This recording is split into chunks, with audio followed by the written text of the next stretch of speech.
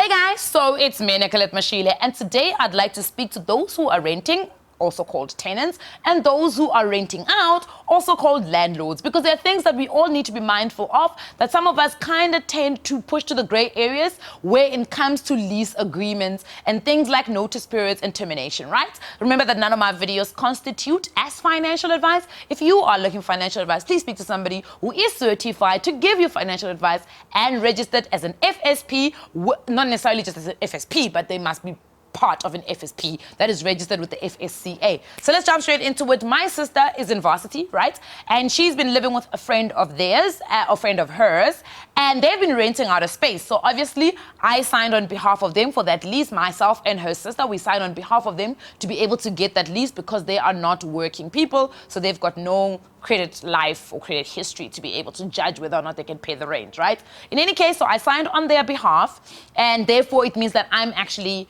the one who is responsible for this lease. And then I find out that her friend is no longer going to be able to live with her, so it means that we either, one, stay in that apartment and pay the rent, which we were paying for 2 people, or she moves out and finds a new place. And obviously, the rent at 7,800, I don't think so. I'm not going to be paying 7,800 for a student. It's not going to happen. So we then decided, you know what? We're going to be moving out. And luckily for us, the lease was expiring at the end of February, right? Okay, perfect. Actually, not in February, end of February, but 1st of March, basically. Okay, sharp, not a problem. So we decided, you know what, okay, we're going to be moving out when the lease expires, because for me, it makes sense that when the lease expires, you don't need to actually give notice, right? But I was wrong. It's dependent on what your lease contract actually says. In any case, so we get an email on the 8th of February to say, hi, Nicolette, I see that your lease is coming to expiration. Would you like to renew? And if you're renewing, mind you that we will not be escalating the rent by 10%, so you will still pay the same amount of money, which is great. I mean, that sounded absolutely amazing, but unfortunately, I was not looking to renew, right? So I responded back to say, hi there, we will not be renewing the lease, so we will be moving out. Please let us know what is the process for moving out, and if there is a notice period, let us know what the notice period is. Right, this lady does not respond. 25th of February comes and I'm starting to panic because these girls need to move out. February is a short month. They need to move out on the 28th. So I send an email to say, hi there, can you please let us know what is actually happening? Who will be there to do the exit inspection with these girls? And who do we hand the keys to? Now this lady out of the blue decides she is going to respond, right? And she's like, hi, Nicolette, in actual fact, you did not give notice. That email that you sent was not notice to let us know that you're going to be moving out. We require 1 calendar month notice before you can move out. So I respond and I'm like, hello, please can you navigate me to where it says that we need to give 1 month's notice? Because I've read the lease and the lease says absolutely nothing about giving 1 month's calendar notice. So she keeps quiet and doesn't respond. This is on the 25th, right? 26th comes again, and I'm like, hi there, I need to understand who do we give the keys to and who's going to be there to do the exit inspection with us. So she responds and says, hi, Nicolette, as far as I'm concerned, you need to give 1 calendar's month, and you need to give 1 calendar's month, but I will be consulting with my attorneys so that I can understand what's actually what are my rights. And I was like, okay, no problem, girl, because you know what? I've actually read the lease, and what the lease actually says. By the way, I attached the lease to that next email when I was sending it to her. The lease actually says that the landlord has the onus to let the tenant know 2 months prior about the lease coming to its expiration date.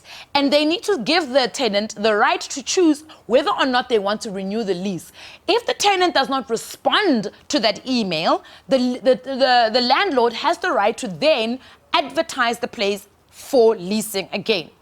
So, number 1, you've sent me this on the 8th of February, which means that you've already breached the contract in terms of what the lease actually says, right? And let me remind you that actually, according to the CPA in the Housing and Rental Tribunal Act, the onus is both on the tenant and on the landlord to remind each other of the notice that actually exists in terms of expiration. And in actual fact, it's supposed to be in the lease. The clause that you're supposed to follow, or the process that needs to be followed when the lease comes to expiration, is supposed to be explicitly stated in the lease. If it's not, what we all then need to do is to default to what the Housing and Rental Tribunal Act says. Now, in our case, the lease actually stipulated what the process was that we needed to follow. The process was us, the landlord was supposed to tell us 2 months before that we need to move out. And if we're not moving out, there is a choice that she's giving us, and it is a renewal. The lease doesn't automatically renew. But again, if it's not mentioned, the Housing and Rental Tribunal Act, and I stand to be corrected here, does make provision for if you stay a day after the actual lease expiration, it means that you're automatically renewing the lease. So that's why it was so much pressure on me to make sure that these girls moved out on the 28th, because I didn't want any manga business of her coming back and saying to me, yeah, but y'all stayed an extra day. So anyway, she then responds finally and says, hi, Nicolette, please can you give the keys to this lady that lives downstairs? And then she was like, your deposit will be paid in 30 days, minus the damages. I'm like, okay. So on the 28th, I went there, I helped the girls move out. Guys, I said to her, I even said in my email, we will be there and we'll be moved out at least by 7:30 in the evening. So now I've asked you at least twice, who is going to be there to do the exit inspection with us? Now, the new amendments say that you need to do an entry inspection and you need to do an exit inspection. And they need to be done by both the tenant and the landlord or the agent that is acting on behalf of the landlord, right? So when they moved in, an entry inspection was done. Great stuff. We've got a whole copy of it. And now when they're moving out, nobody's there to do an exit inspection. Do you know what that means, babes? That means that you can actually minus 0 from our deposit because you were not there to do the exit inspection. And we asked you many times. And it's not that we gave you an unreasonable time, because you could have done that exit inspection at any point during the entire 28th. You could have done it a day before the 28th. You could have even asked us if we could do it the day after the 28th. But you didn't bother because you were so upset at the fact that we have thrown the lease back at you after you said to us that we now need to move out at the end of March and we need to pay a 1 month's rent because actually we need to give you a calendar's month, which is not in the lease. So I then responded to her and said, hi, this was me the next day after we had moved out. I said, hi there, please note that we have moved out. And after numerous requests for somebody to come and do an out inspection with us, no one was there from the landlord or the agency side. So we will be expecting the deposit full out, minus maybe, perhaps, the electricity and nothing else. Because as far as we are concerned, we've left the house as we found it. So I will be expecting the full deposit. Now, guys, remember, and this is very, very important. Number one, you need to read what the lease actually says and understand what the lease actually says. Let me tell you what else I threw at her.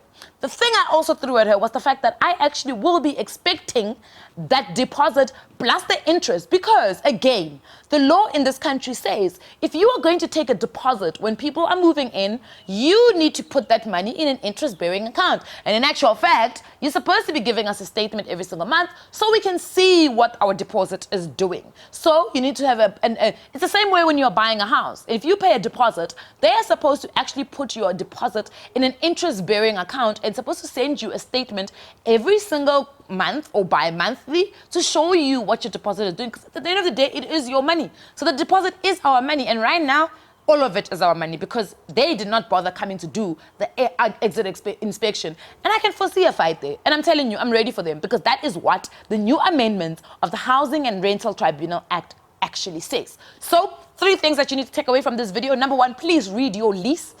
And when the lease fails you, make sure that you're reading the Housing and Tribunal Act, both as a tenant and as a landlord. Number 2, make sure that you do an entry and an exit inspection if you do have tenants. And remember that if you are the landlord, it has to be done with you and the new tenant. It's either you or your managing agent. And number 3, remember that you have the right to have your deposit put in an interest-bearing account so that it earns some sort of interest while it is in the possession of the landlord. Thank you very much. Mwah!